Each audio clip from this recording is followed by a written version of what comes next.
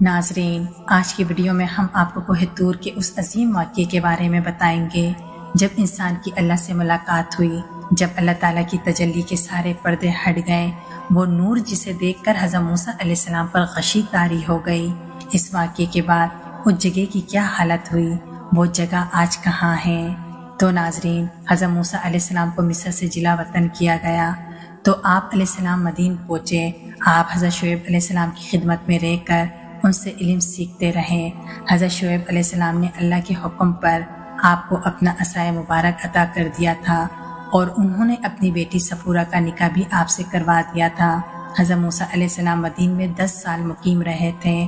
اس کے بعد آپ کو اپنے گھر والوں اور لوگوں کی یاد شدت سے آنے لگی تو آپ نے اپنے علاقے مصر جانے کا ارادہ کر لیا۔ اس سفر میں آپ کے اہل خانہ بھی آپ کے ساتھ تھے۔ مدین سے مصر کا سفر کافی لمبا تھا اور اندھیری رات تھی۔ آپ کوہ طور کی طرف جا رہے تھے۔ کوہ طور کا راستہ مدین سے مصر کی طرف جاتا ہے۔ راستے میں آپ علیہ السلام اور آپ کی بیوی کو بہت ٹھنڈ لگ رہی تھی تو آپ نے ایک جگہ پڑاؤ ڈالا اور آگ جلانے کی کوشش کی، مگر تیز ہوا کی وجہ سے آگ نہ جل سکی۔ آپ کی بیوی امید سے دی۔ آپ بہت پریشان ہو گئے۔ آپ نے ادھر ادھر نظر ڈالی تو آپ نے دیکھا ایک مقام پر آگ جل رہی ہے جس کی روشنی بہت جوش میں تھی۔ آپ نے اپنی بیوی سے کہا، مجھے آگ دکھائی دے رہی ہے، مجھے لگتا ہے کہ وہاں کوئی راہگیر ہے جس نے آگ جلا رکھی ہے۔ میں وہاں جاتا ہوں تاکہ میں تمہارے لیے آگ میں سے ایک انگارہ اٹھا لاؤں۔ ناظرین، حضرت موسیٰ علیہ السلام اس آگ کی طرف بڑھ رہے تھے۔ راستہ بڑا ہی پتریلا تھا۔ آپ ہر راستے کو پار کر کے جب اس آگ تک پہنچے تو دیکھا کہ وہ آگ بہت ہی خوبصورتی سے دکھائی دے رہی ہے۔ آگ پھیلنے کی بجائے اس کی خوبصورتی میں اضافہ کر رہی ہے۔ ایسا لگ رہا تھا جیسے درخت پوری روشنی میں سمایا ہوا ہے۔ ہر طرف آگ کے شعلے بھڑک رہے تھے۔ اس درخت کا کوئی بھی شاخ، کوئی بھی پتا جل نہیں رہا تھا، بلکہ ایک خوبصورت طریقے سے آگ روشن ہو رہی تھی۔ یہ منظر عجیب اور حیران کن تھا۔ آپ علیہ السلام اس درخت کی خوبصورتی کو دیکھے جا رہے تھے۔ پھر اچانک اس درخت سے آواز آنے لگی، اے موسیٰ، میں تمہارا رب ہوں، یہ جوتیاں اتار دو۔ تو وادی مقدس مقام دعا میں ہے، میں نے تجھے نبوت کے لیے چن لیا ہے۔ میں اللہ ہوں، تو میری بندگی کر اور میری یاد کے لیے نماز قائم کر۔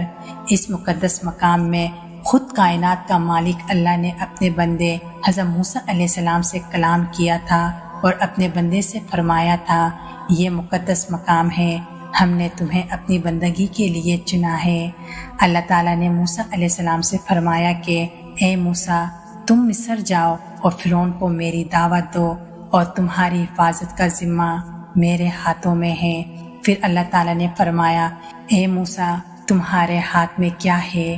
تو حضرت موسیٰ علیہ السلام نے کہا، یہ میرا عصا ہے، میں اس سے تکیہ لگاتا ہوں، اپنی بکریوں کے لیے پتے جھاڑتا ہوں اور میں اس سے اور بھی کام کرتا ہوں۔ پھر اللہ تعالیٰ نے موسیٰ کو حکم دیا کہ اسے پھینک دو۔ حضرت موسیٰ علیہ السلام نے اپنی لاٹھی زمین پر پھینک دی تو حضرت موسیٰ علیہ السلام دیکھتے ہیں کہ لاٹھی سانپ بن چکا ہے اور ادھر ادھر گھوم رہا ہے۔ آپ علیہ السلام ڈر گئے۔ اللہ تعالیٰ نے فرمایا، اے موسیٰ، ڈرو نہیں، اسے پکڑ لو، ہم اس کو ویسے ہی بنا دیں گے جیسے یہ پہلے تھا۔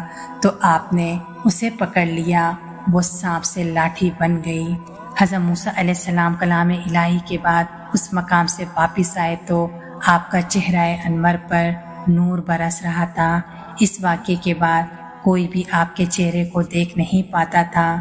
ناظرین، یہ واقعہ مقام دعا کا تھا جب اللہ تعالیٰ نے اپنے بندے سے کلام کیا تھا۔ حضرت موسیٰ علیہ السلام کو اس شرط کے بعد کلیم اللہ کہا جاتا ہے۔ کلیم اللہ کے معنی ہیں کہ اللہ سے کلام کرنے والا۔ مصر میں وادی کوہ طور کو جبل موسیٰ بھی کہا جاتا ہے۔ یہ پہاڑ اللہ کی تجلی کو برداشت نہ کر سکا اور چھوٹے چھوٹے ٹکڑوں میں بدل گیا۔ اللہ کی تجلی سے یہ پہاڑ ویران ہو گیا۔ یہاں پر کوئی بھی قسم کے پیڑ پودے یا پھر کوئی ہری گھاس نہیں اگتی ہے اور نہ ہی یہاں پر کوئی پانی موجود ہے۔ یہ ایک واحد پہاڑ ہے جو صبح کو گرم اور رات کو ٹھنڈا رہتا ہے۔ یہ صبح اور رات کو مختلف رنگ میں بھی بدلتا رہتا ہے۔ ناظرین، یہ ایک پہاڑی مقام تھا جو اللہ کی تجلی کو برداشت نہ کر سکا، مگر انسان کا دل جس میں ہر وقت کلام الہی تجلی کرتا رہتا ہے، یہ اللہ کی طرف سے انسانوں کو ایک خاص عنایت ہے۔ اللہ نے اپنے کلام میں فرمایا ہے، اگر ہم نے اس قرآن پاک کو پہاڑ پر اتار دیا ہوتا تو تم دیکھتے کہ یہ پھٹ جاتا اور دب جاتا۔ جزاک اللہ۔